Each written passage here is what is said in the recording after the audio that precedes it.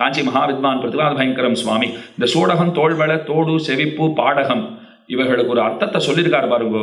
இது வேறு யார் புந்தியிலும் உதிக்காதது, வேற யார் புத்தியிலையும் தோன்றாத உயர்ந்த அர்த்தங்களை சொல்றார். சூடகம்னா கைவளை, கைக்கு அணிந்து கொள்ளுகிற ஆபரணம். அவர் சொன்னார் கைக்கு எது ஆபரணம்? நான் கூட ஒன்று போட்டுருக்கேன், நீங்க கூட வளையல்கள்லாம் போட்டுருக்கலாம், மோதிரங்கள் போட்டுருக்கலாம், அதெல்லாம் ஆபரணங்கள் ஆகாதுன்னார். கைக்கு ஆபரணம் கைகூப்புகை தான் ஆபரணம். சூடகம் கைகூப்புகை, கைக்கு ஆபரணம் கைகூப்புகை. தோள்வளை சங்க சக்கர லாஞ்சனம். ஒரு ஆச்சாரியனிடத்திலே போய் அமர்ந்து அவனிடத்திலே பிரார்த்தித்து அவன் நமக்கு அந்த தாப சம்ஸ்காரம்னு சொல்லுகிறோமே, ஐஞ்சீர் சடங்குன்னு தமிழ்ல சொல்லுவா, பஞ்ச சம்ஸ்காரம்னு வடமொழியிலே சொல்லுகிறோம். சங்க சக்கரங்களை காய்ச்சி நம்முடைய தோள்களிலே ஒற்றி கொடுக்கிறாரே, அதுவே தோள்வளை. தோடு, செவிப்பு, 3 மந்திரங்களை நமக்கு உபதேசிக்கிறார். அதுதான் செவிகளுக்கு அணிகலன். சூடகம், தோள்வளை, தோடு, செவிப்பு, பாடகம். கால்களுக்கு என்ன ஆபரணம்னால் மந்திரங்களை உபதேசிச்சுட்டு அவர் என்ன சொல்லுவார்? கோயில் கோயிலா போ, பெருமான மங்களாசாசனம் பண்ணு, கொண்டாடு. அப்ப கால்களுக்கு ஆபரணமாவது அவனுடைய கதைகளை கேட்க ஓடுவது, அவனுடைய சந்நிதிகளுக்கு ஓடுவது, அதுதான் கால்களுக்கு ஆபரணம் அப்படின்னு இந்த அர்த்தங்களை இவ்விடத்திலே நயம்பட நமக்கு உரைக்கிறார்.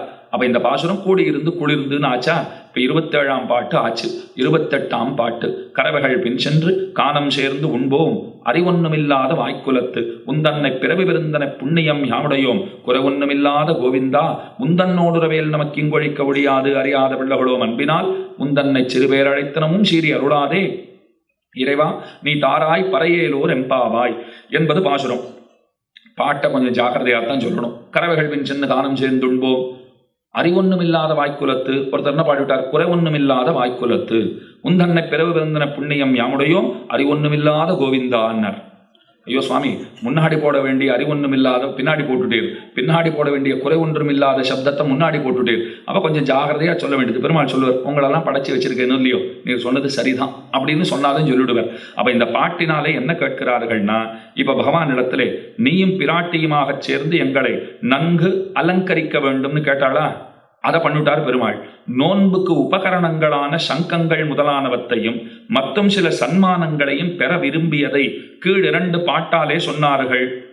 அதுக்கு மேல ஒண்ணு சொல்லிட்டா, என்னன்னா ஊராருக்காக ஒரு பறை. நாங்க அடிக்கடி பறை பறைன்னு சொல்லிட்டு இருக்கோமே, பேரி ஒரு வாத்திய விசேஷம், ஒரு இசைக்கருவி. அது ஊரார் பார்வையில ஒரு அர்த்தம், எங்க பார்வையில வேறு அர்த்தம். அப்படின்னா எங்களுக்கு 2 விதமான பறை தேவை. ஊரார் பார்வைக்கு சேர்ந்த இசைக்கருவி, நாங்க பரபரேன்னு சொல்றதுக்கு அர்த்தமே வேற. அது என்னங்கிறது மேல நாளைக்கு தான் சொல்ல போறா. அதனால அதையும் தரணும் அப்படின்னு கேட்டுட்டா. அது என்னன்னு சொல்லல, அதையும் தரணும் அப்படின்னு வேற சொல்லிட்டாளா. உடனே பகவான் பார்த்தார், நீங்கள் அப்படி தனிப்பட ஒன்றை விரும்புகிறீர்கள்னு சொன்னால் அது ஒரு உயர்ந்த விஷயமாக இருக்கக்கூடும். உயர்ந்த விஷயமா இருக்கணும்னு சொன்னா உங்ககிட்ட அதற்கென்று சில முயற்சிகள் இருக்க வேண்டும். நீங்கள் சில சாதனங்களை அனுஷ்டித்திருக்க வேண்டும். ஏதேனும் சாதனங்களை அனுஷ்டித்தீர்களோ, ஏதேனும் சாதனானுஷ்டானம் செய்தீர்களோ அப்படின்னு கேட்கிறார். இப்ப பாருங்க, ஜோதிஷ்டோமேன ஸ்வர்க காமோ யஜேத என்ன ஒரு வேத வாக்கியம். என்ன அர்த்தம்? ஒருத்தனுக்கு ஸ்வர்க்கத்துக்கு போகணும்னு சொன்னால் அப்ப ஜோதிஷ்டோமங்கிற யாகத்தை அவன் செய்யணும். அதை பண்ணாதான் அவன் ஸ்வர்க்கத்துக்கே போகிறான். செல்வத்தை பெறணும்னு ஒருத்தன் ஆசைப்படுறான்னால் அதற்கென்று ஒரு யாகம் விதிக்கப்பட்டிருக்கிறது, அதை ஒருத்தன் செய்தாக வேண்டும். அப்ப இதை செஞ்சேன் இதனால அது என்று ஆகிறதா? இப்ப நீங்க விரும்புற பறைன்னு ஒண்ணு சொல்றீங்கன்னு சொன்னால் அதை பெறுவதற்கு உங்களிடத்துல இருக்கிற தகுதி என்ன, நிறை என்ன, என்ன சாதனத்தை நீங்கள் அனுஷ்டித்தீர்கள்?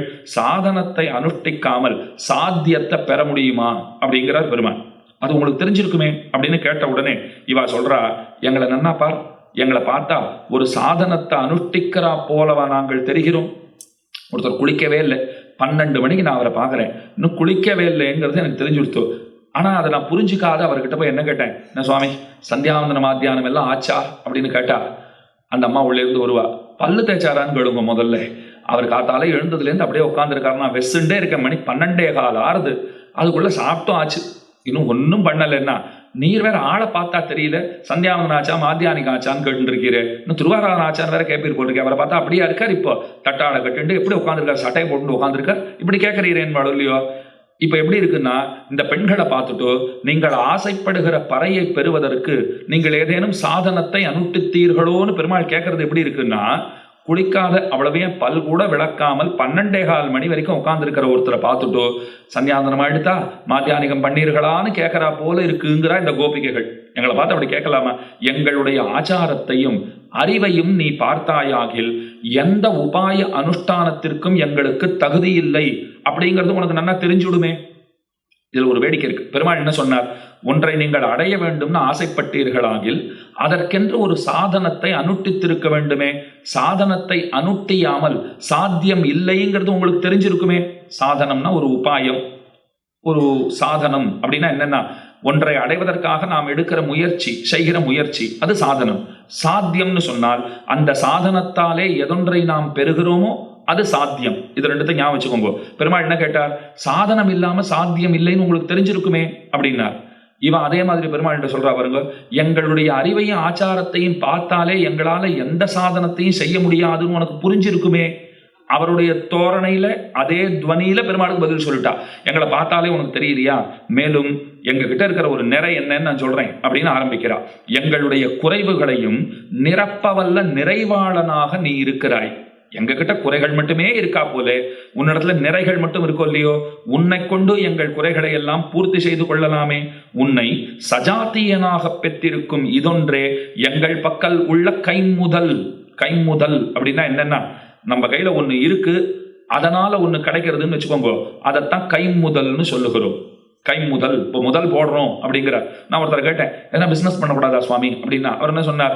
என்னத்தை பண்றது சுவாமி, 1000 ஐடியாஸ் வச்சிருக்கேன். என்ன மாதிரி ஒரு திங்கர் கிடையவே கிடையாது. நான் அவ்வளோ திங்க் பண்றேன், ப்ராசஸ் எல்லாம் அவ்வளோ இருக்கு, எல்லாம் இருக்கு. என்ன இல்லை உங்ககிட்ட?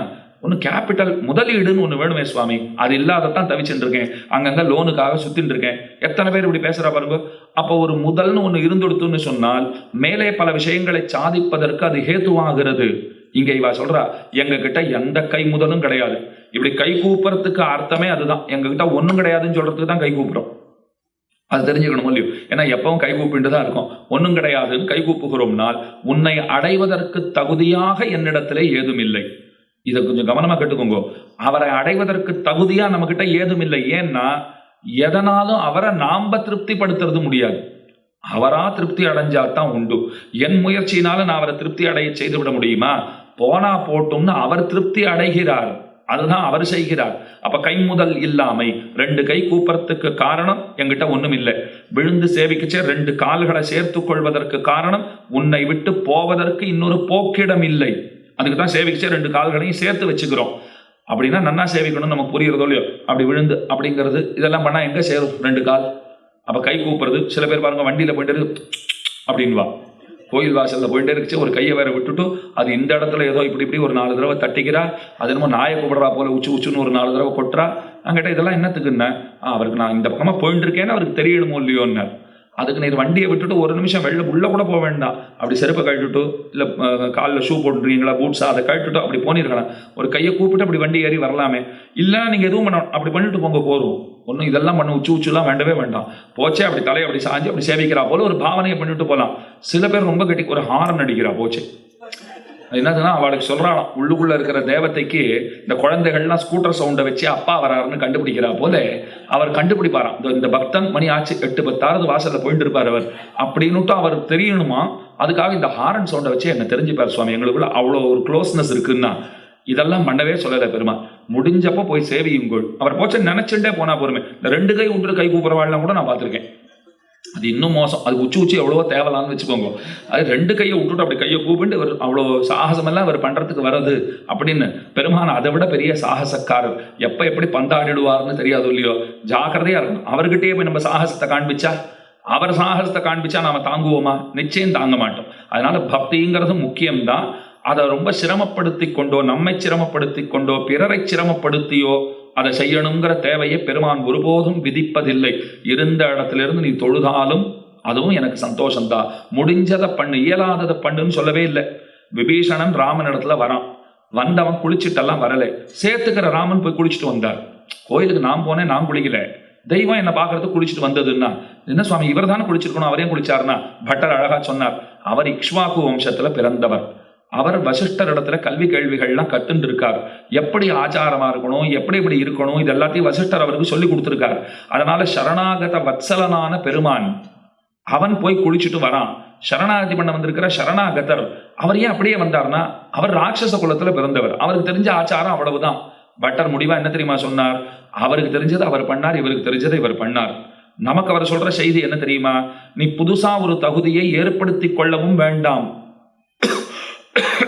இல்லாத தகுதியை நீ ஏற்படுத்தி கொள்ளவும் வேண்டாம், இருக்கிற தகுதியை விட்டிடவும் வேண்டாம், உள்ளபடி போ, பெருமான் ஏற்றுக்கொள்வார், நிச்சயமாக அவர் அனுகிரகிப்பார்னு நமக்கு சொல்லுகிறார். அப்படித்தான் விபீஷணனை பெருமான் சேர்த்து கொண்டான், அவனை ஏற்றுக்கொண்டான்ங்கிறது சரித்திரம். இந்த பெண்கள் அதைத்தான் இவ்விடத்துல சொல்றா, எங்க கிட்ட குறைகள் மட்டுமே உண்டு, உன்னிடத்துல நிறைவு மட்டும் உண்டு, எங்களிடத்துல கைமுதல் இல்லாமை ஒன்னும் கிடையாது, அகிஞ்சனர்கள், ஆகிஞ்சன்யம், கிஞ்சித்தும் எங்க கிட்ட எதுவும் கிடையாது அப்படின்னு கை கூப்பிட்டு வரோம். அனன்ய கதித்வம், உன்னை விட்டா வேற போக்கணமும் கிடையாது, களைமாய் துன்பம் களையாதொழிமாய் களைகண் மத்திலேன், துவை ரக்ஷதி ரக்ஷகை கிமன்யைஹி துவைச்சா ரக்ஷதி ரக்ஷகை கிமன்யைஹி, உன்னை விட்டா வேற எங்க போக்கடம் இருக்கு எங்களுக்கு? ரட்சித்தாலும் நீதான், ரட்சிக்கலைனாலும் நீதான், எப்படி இருந்தாலும் நீதான். குலசேகர ஆழ்வார் தருதுயரம் தடாயேல்னு பெருமாள் திருமொழியில ரொம்ப ஆச்சரியமா பாடியிருக்கார். அந்த பதிகத்துக்கு ஈடு இணையான ஒரு பதிகம் 4000 திவ்ய பிரபந்தத்திலேயே இல்லைன்னு காஞ்சி மகாவித்வான் பிரதிபாத பயங்கரன் சுவாமியினுடைய அபிப்பிராயம். ஏன்னா பெருமானோடு நமக்கு இருக்கிற அத்தனை உறவுகளையும் சொல்லுகிற பிதாச்ச ரக்ஷகா சேஷி பர்த்தா ஜ்ஞேயோ ரமாபதி சுவாமியாதாரோ மமாத்மாச்ச போக்தாச்சாத்தியம் அனூதிதா என்ன நவவித சம்பந்தங்களையும் அவனோடு நமக்கு இருக்கிற 9 விதமான உறவு முறைகளையும் நமக்கு தெள்ளத் தெளிவாக எடுத்து இயம்புகிற ஒரு பதிகம் அது. அதுல என்னெல்லாம் சொல்றாரு பாருங்க. அரிசினத்தால் ஈன்ற தாய் அகத்திடனும் மற்றவள் தன் அருள் நினைந்தே அழுங்குழவி அதுவே போன் இருந்தேனே, தான் நோக்காத எத்துயரம் செய்திடனும் தார்வேந்தன் கோல் நோக்கி வாழும் குடிபோன் இருந்தேனே இன்னும் ஒன்னொன்னும் அத்தனை அழகான உதாரணங்கள் எல்லாம் எடுத்தெடுத்து சொல்லுகிறார். எத்தனையும் வான் மறந்த காலத்து மழைய ரொம்ப நாளா இல்லை, பைங்கூழ்கள் இருக்கிற பயிரெல்லாம் அப்படி பார்த்துட்டே இருக்குமா, ஆகாசத்தையே பார்த்துட்டு இருக்கா போல, வானம் பார்த்த பூமின்ற அடோலியும் ரொம்ப அழகா சொல்லிட்டாரு சுலபமா. வானம் பார்த்த பூமி அது வருஷிச்சாத்தான் உண்டு, நாம போய் அதை போய் கிள்ளி எழுப்பி கொஞ்சம் மழை பெய்யக்கூடாதா அப்படி சொல்லிட்டு வர முடியுமா? ராஜா கொடுங்கோலனா இருக்கான்னா அவனா திருந்தினாத்தான் உண்டு, அவன் கோலையே பார்த்துட்டு இது செங்கோலா மாறாதான்னு பார்த்துட்டு இருக்கிறது ஒண்ணுதான் வழியா இருக்கு. அரிசினத்தால் ஈன்ற தாய் அகற்றிடனும், அரிசினத்தால் அரிதான சினம்னு அர்த்தம் இல்லை, அரிசினத்தால் வெட்டி போட்டுடுறேன் பார் ஒன்னுங்கிற அம்மா. குழந்தைகளை சில சமயம் சொல்றாளா இல்லையா, உன்னை கொண்டு போட்டுடுறேன் பார், உன்னை வெட்டி போட்டுடுறேன் பார், அத்தனை கோபம் வருது அம்மாக்கு. அரிசினத்தால் அறிந்து விடுகிறேன்னு சொல்றாளாம், உன்னை வெட்டி போடுறேன் பார். ஈன்ற தாய் அகத்திடனும், கண் முன்ன நிக்காத போன்னு தள்ளினாலும் அந்த குழந்தை 2 கைகளையும் தூக்கிட்டு அம்மான்னு அவகிட்ட தானே ஓடி வருகிறது. அதை போலத்தான் பகவானை விட்டா வேற கதி கிடையாது. ரட்சித்தாலும் அவர் தான், ரட்சிக்கலைன்னாலும் அவர் தான். அவர் ரட்சிக்கலைன்னா வேற யாராலையும் நம்மை ரட்சிக்க முடியாது, அவர் ரட்சிக்கிறார்னா வேற யாராலையும் நமக்கு எந்த தீமையும் செய்ய முடியாது. அவ்வளவுதான் விஷயம். அதைத்தான் இந்த இடத்துல இவர்கள் சொல்லுகிறார்கள். நீயே கதியாக இருக்கும் போது நாங்கள் எதற்காக கவலைப்பட வேண்டும்? எங்கள் இடத்துல ஒரு கை முதலும் கிடையாது, அதனாலே உன்னை நாங்கள் பெற்று வைத்திருக்கிறோம். எங்கள் குலத்திலே எங்கள் கூட்டத்திலே ஒரு இடைப்பயலாக நீ பிறந்திருக்கிறாயோ இல்லையோ, இதுக்கு மேல என்ன கைமுதல் வேணும் எங்களுக்கு? நீயே இங்க பிறந்த, இப்ப எங்களை பார்த்து கேட்கிற, நீங்க ஆசைப்படுற பறையை பெறுவதற்கு உங்களிடத்துல என்ன சாதனம் இருக்குன்னு எங்களை கேட்கறியே, நீ எங்களை அடையணும்னு தானே எங்க குலத்துல பிறந்திருக்க, வேற என்ன உத்தேசியம் உனக்கு? நான் அழகான கேள்வி பாருங்க. வேற என்ன நோக்கத்துக்காக நீ இங்க பிறந்த? பெருமாள் சொன்னார், உங்களை தான் பாக்குறதுக்கு தான், அதுக்கு தான் பிறந்தேன். அப்ப நீயே இங்கே பிறந்திருக்கிறாய்ன்னு சொன்னால், இந்த கூட்டத்துக்கு நீயே விட்டாய்ன்னு சொன்னால், அப்ப உன்னை நாங்கள் பெற்று வைத்திருக்கிறோம், இதற்கு மேற்பட எங்களுக்கு வேற என்ன தேவையாக இருக்கிறது? ஏதும் தேவையில்லை என்று இந்த இடத்துல ரொம்ப ஆச்சரியமாக சொல்லுகிறார்கள் பெருமானிடத்திலே. அதைத்தான் சாஸ்திரமும் சொல்றது. சரணாகதினா என்ன அப்படின்னால், அகமஸ்மி அபராதானாம் ஆலயா அகிஞ்சனா அகதிஹி த்வமேவோபாய பூதோமே பவ இதி பிரார்த்தனாமதிஹி சரணாகதிஹி. சரணாகதிங்கிறது ஒரு நினைவு.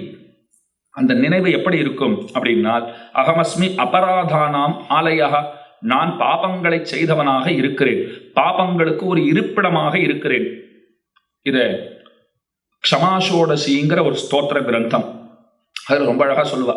பாபானாம் பிரதமோஸ்மியகம், பாப குவியலா நான் இருக்கேங்கிறார். நான் தான் முதன்மையானவர். பாப்பிகளை பத்தின ஒரு லிஸ்ட் எடுத்துட்டோ யார் வேறா முதல்ல இருக்குன்னா கை தூக்குறாரா அவர்.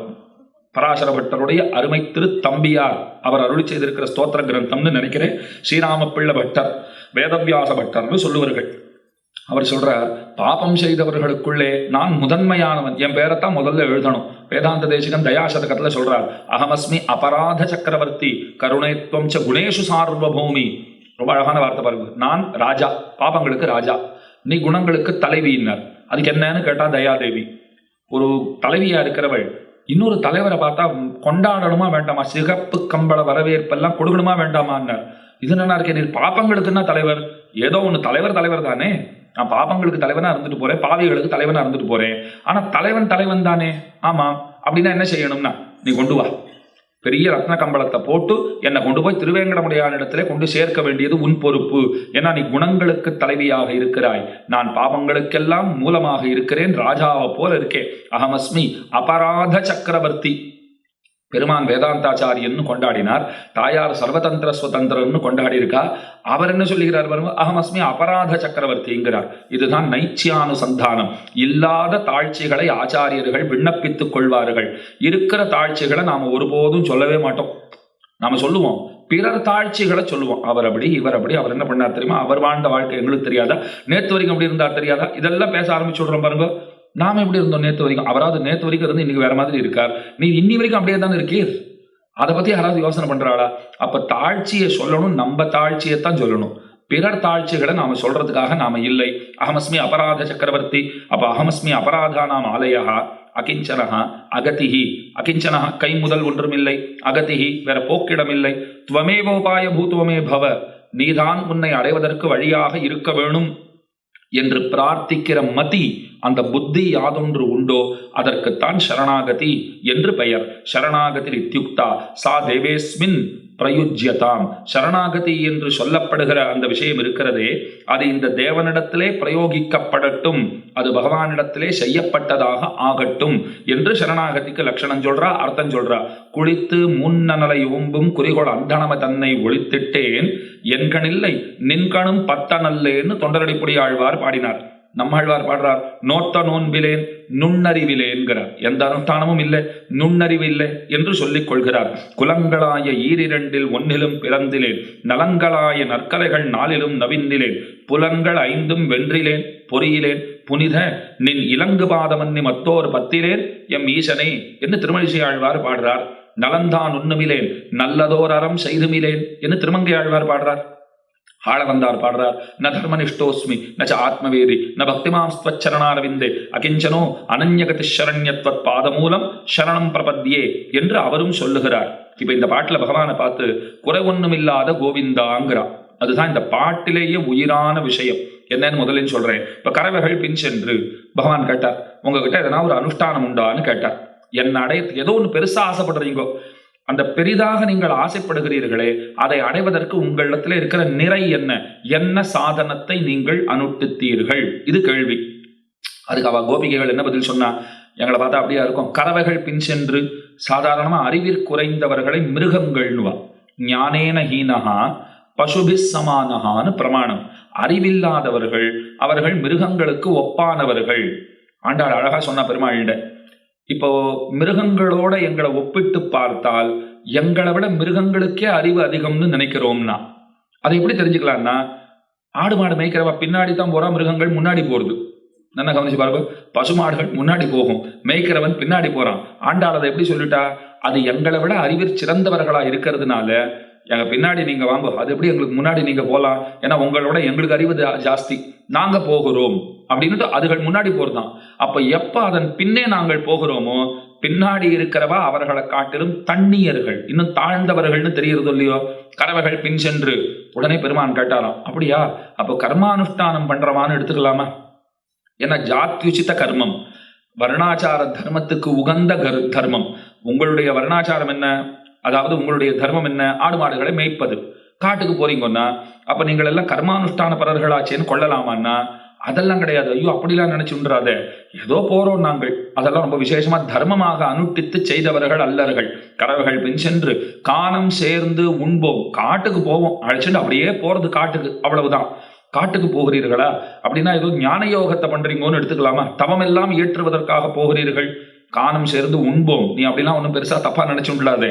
காட்டுக்கு போறதே எதற்காகன்னா கையில கொண்டு போன சோற்றை எல்லாம் சாப்பிடுவதற்காக போகிறோம். அப்ப நாங்கள் கர்மானுஷ்டான பரர்களும் அன்று ஞானாதிகரும் அன்று காணம் சேர்ந்து உண்போம். அறிவொன்னுமில்லாத வாய்க்குலத்து, அறிவில்லை, அறிவொன்றில்லை, அறிவொன்றுமில்லைன்னா முதல்ல எங்ககிட்ட எந்த அறிவும் கிடையாது பெருமானே. நீ சொல்லுகிற கர்மஜானங்களை அனுஷ்டிக்க வேண்டும்னு சொன்னால் அதற்கு எத்தனை எத்தனை ஞானம் வேண்டும், அதற்கு எத்தனை அறிவு தேவையானதாக இருக்கிறது. அது எதுவுமே எங்களிடத்திலே கிடையாதே. அப்படி இருக்கும்போது எங்களை போய் அப்படி சொல்லலாமா? அறிவொன்றுமில்லாத வாய்க்குலத்து உந்தன்னை பிறவி விருந்தனை புண்ணியம் யாமுடையோம். எங்க கிட்ட இருக்கிற ஒரே நிறை என்னன்னா, எங்களை அடையறதுக்காக நீ எங்க கூட்டத்துல பிறந்திருக்க பார், உன்னைத்தான் நாங்கள் பெற்றிருக்கிறோம். எங்க கிட்ட இருக்கிற ஒரே நிறை அதுதான். குறை ஒன்றுமில்லாத கோவிந்தா, ஒரு குறையும் இல்லாதவனாக நீ இருக்கிற போது எங்களிடத்துல நிறை இருக்கணுங்கிற தேவையே இல்லையே. குறைவாளர்களா நாங்க இருக்கோம், நிறைவாளனாக நீ இருக்கிறாய். ஆக நிறைவாளனாக நீ இருக்கிறாய், உன்னை பெற்றிருக்கிறோம், எங்களுக்கு எதுவும் தேவையே இல்லை, உன்னை சரணாக அடைந்தோம். பராசர பட்டர் வாழ்க்கையில நடந்த ஒரு நிகழ்ச்சி. அவர் ஸ்ரீரங்கத்திலேருந்து ஏதோ ஒரு வெளியூருக்கு போறார். போகிற இடத்துல ஒரு சமயம் அவர் ராத்திரி தங்கடமா இருந்தது. ஒரு வேடனுடைய வீடு தென்பட்டது. அவன் இடத்துல கேட்டார். அவன் சொன்னான், சாமி உங்களை ஸ்ரீரங்கத்துல எல்லாம் நிறைய கொண்டாடுவாங்க, பார்த்துருக்கேன், கேட்டிருக்கேன், நன்னா தங்கிக்கோங்கன்னுட்டான். அவர் அங்க தங்கி இருக்கார். அவன் கொண்டு பால் பழம் என்னென்ன அவனுக்கு என்ன தர முடியுமோ அதை கொண்டு கொடுத்தான். பட்டர் அதை ஸ்வீகரித்தார். அதுக்கு மேல கேட்டார், நித்தியம் வேட்டையாட போறியோ இல்லையோ, ஏதாவது ரொம்ப சுவாரஸ்யம், நான் வேட்டையாட புகுந்தேன்னு சொன்னால், ஒரு விலங்கின் பேர்ல குறி வைத்தேன்னு சொன்னால் வச்ச குறி தப்பியதே கிடையாது. இன்னைக்கு நான் ஒரு முயல் குட்டிய பார்த்தேன், மொசக்குட்டிய பார்த்துட்டேன். அந்த முயல் குட்டிய அடிக்கணும்னுட்டு நான் அம்பைய தயாராகி விட்டேன். குறி இலக்கு சரியா இருக்கு, அம்பை நன்னா நான் நேரம் வச்சுட்டேன். அது இப்படி எப்படி பார்த்தது ஓட முடியாதுன்னு தெரிஞ்சு கொடுத்து. ஏன்னா நான் வில்ல அது இப்படி ஓடித்தினாலும் இப்படி கொண்டு போறேன், இப்படி போனாலும் கொண்டு போறேன். அது ஒரு இடத்துல அமைதியாக நின்று விட்டது. அதுக்கு மேலே செய்வதறியாது அது திகைத்து போய் நின்று இருக்கக்கூடும். அந்த சமயத்துல சுவாமி அதனுடைய தாயாராயிருக்கிற ஒரு முயல் அது முன்னாடி வந்தது. முன்னங்கால்களை நம்ம இப்படி இப்படி தூக்கி தூக்கி இப்படி இப்படி பண்ணித்து கால்களை இப்படி இப்படி தூக்கித்து பார்க்க பாவமா இருந்தது, பரிதாபமா இருந்தது. நான் விட்டுட்டேன்னா இவன் சொல்ல சொல்ல பராசர பட்டர் அழ ஆரம்பிச்சார். இதுல அழறதுக்கு என்ன இருக்குன்னு நீங்க நினைக்கலாம். மேல அவர் சொன்ன அர்த்தம் இருக்கு பாருங்க. பட்டர் சொன்னார், திரும்ப சொல்ல என்ன நடந்தது? இல்ல ஒரு மொசக்குட்டி வந்ததா, நான் அதை குறி வச்சேன்னா அதனுடைய தாயாராக இருக்கக்கூடும். இன்னொரு முயல் முன்னங்கால்களை இப்படி தூக்கியும் இப்படி குவித்தும் விட்டுடு பாவம்னு சொல்றா போல எனக்கு பட்டுது, நான் விட்டுட்டேன்னா. பட்டர் நினைச்சிருந்தார், இந்த வேடன்கிறவன் எப்படிப்பட்டவன் தெரியுமா? மனத்திலே துளியும் ஈரம் இல்லாதவன். அவனுக்கு என்ன பெருசா ஈரம் இருக்க போறது சொல்லுங்க?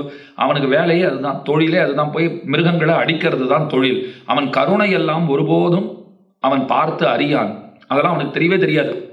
அதே போல முயலுக்கு என்ன பெரிய ஞானம் இருக்கும்?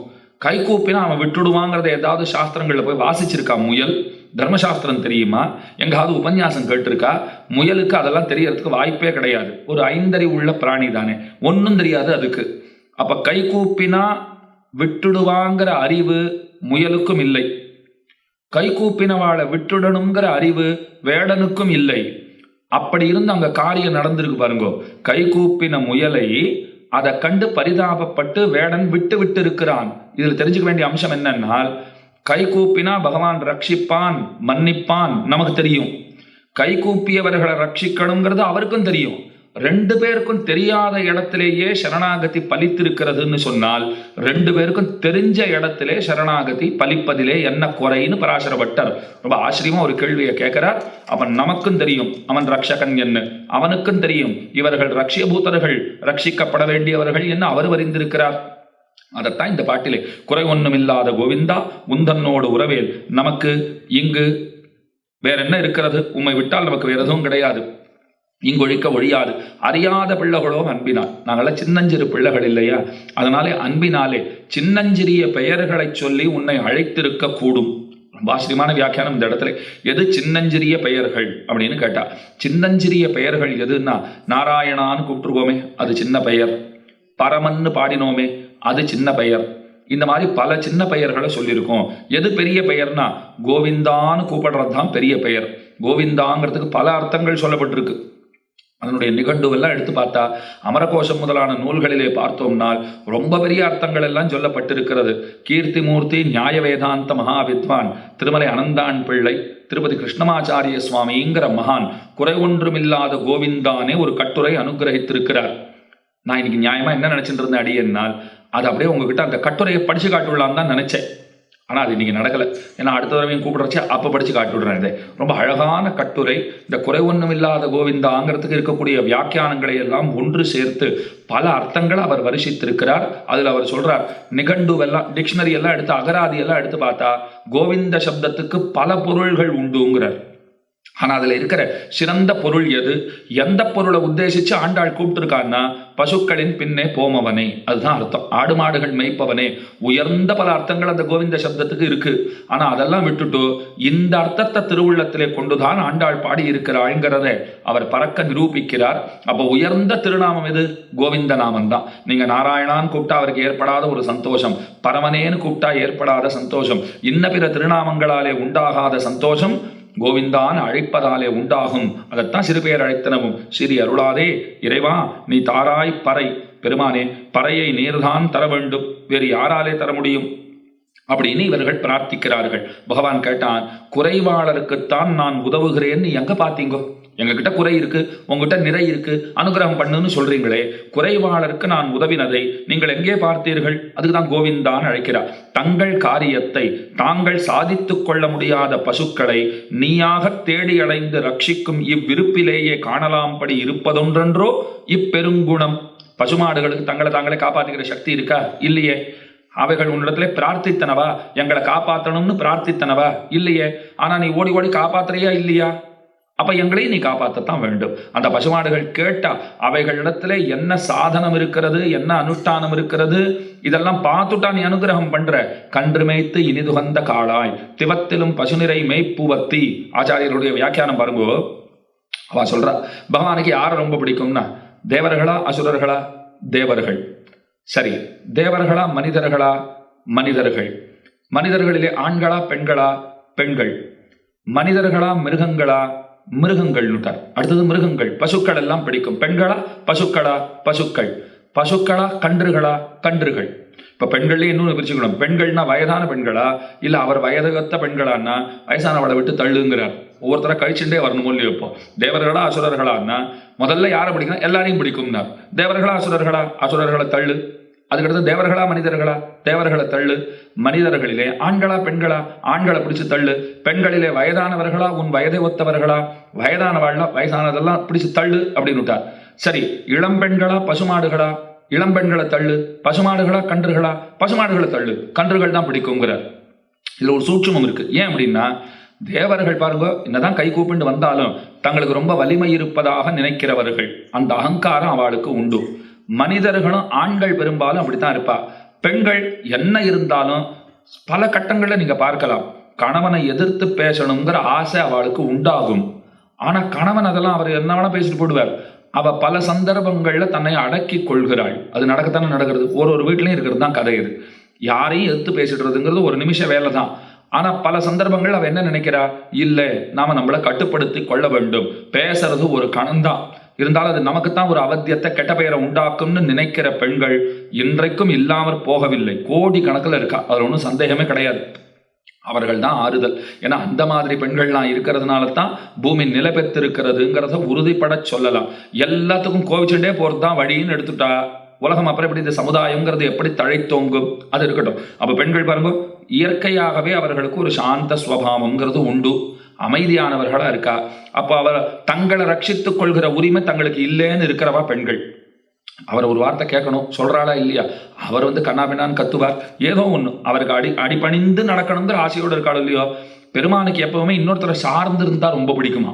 என்னால எல்லாம் முடியும்னு நினைக்கிறவன அவர் விரும்புறது இல்லை. அதனாலதான் பெண்களை பிடிக்கும்னார். அதுல இளம் பெண்கள்னா இன்னும் பாவம் அப்பா அம்மாவையே பார்த்துட்டு இருக்கிற குழந்தைகள் தானே, அந்த குழந்தைகளை பிடிச்சிருக்கு. இப்ப பசுமாடுகள், அந்த இளம் பெண்களுக்கு இருக்கிற ஒரு சுதந்திரத்தன்மை கூட பசுமாடுகளுக்கு கிடையாது.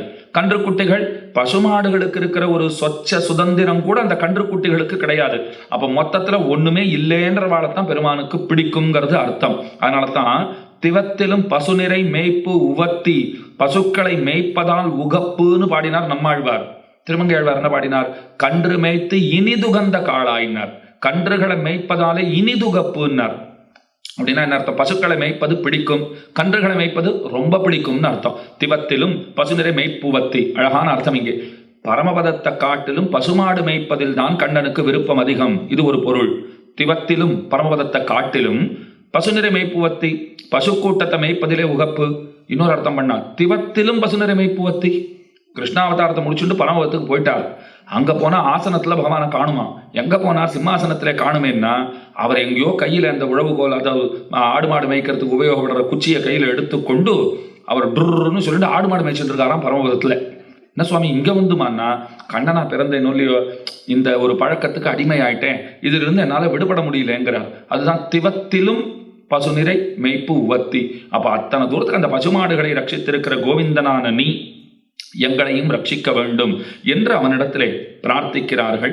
அறியாத பிள்ளைகளிடத்திலே நீ அன்பை செலுத்த வேண்டும்னு கேட்கிற பாசுரம் சரணாகத்தினுடைய உயர்ந்த தத்துவங்களை, விபீஷண சரணாகத்தியினுடைய மொத்த அம்சங்களையும் விவரிக்க வந்த பாசுரம். அதனால் அதில் இருக்கக்கூடிய சில அர்த்த விசேஷங்களையும் சேர்த்து நாளைய தினம் சித்தம் சிறுகாலே, அதற்கு மேலே வங்கக்கடல் கடைந்த ஆண்டாள் திருக்கல்யாணம், இவை அனைத்தும் சாற்றுமறை தினமாக நாளைக்கு அமைந்திருக்கிறபடியினாலே போகி திருக்கல்யாணம் நாளைய தினம் கார்த்தால 7 மணிக்கு இவ்விடத்திலே வழக்கம் போலே உபன்யாசம் தொடங்க பெற்று 8:45 மணிக்குள்ளாக நிறைவுறுத்த பெறும். நிறைவுறும் அனைவரும் வந்திருந்து நடத்தி தர வேண்டுமாய் பிரார்த்தித்துக் கொண்டு இன்றைய பாசுரத்தை அனைவரும் சேர்ந்து அனுசந்திக்க வேண்டுமாய் கேட்டுக்கொண்டு அமைகிறேன். அடியேன். கறவைகள் பின் சென்று காணம் சேர்ந்துண்போம், அறிவொன்னும் இல்லாத வாய்க்குலத்து உந்தன்னை பிறவி விருந்தன புண்ணியம் யாமுடையோம், குறைவொன்னுமில்லாத கோவிந்தா உந்தன்னோடுறவேல் நமக்கு இங்கொழிக்க ஒழியாது. அறியாத பிள்ளைகளோம் அன்பினால் உந்தன்னை சிறுபேரழைத்தனவும் சீரியருளாதே. இறைவாணி தாராய் பரையேலோர் எம்பாவாய். ஸ்ரீமத்தியை கோதாயை நம. ஆழ்வார் எம்பெருமானார் ஜீயர் திருவடிகளே சரணம்.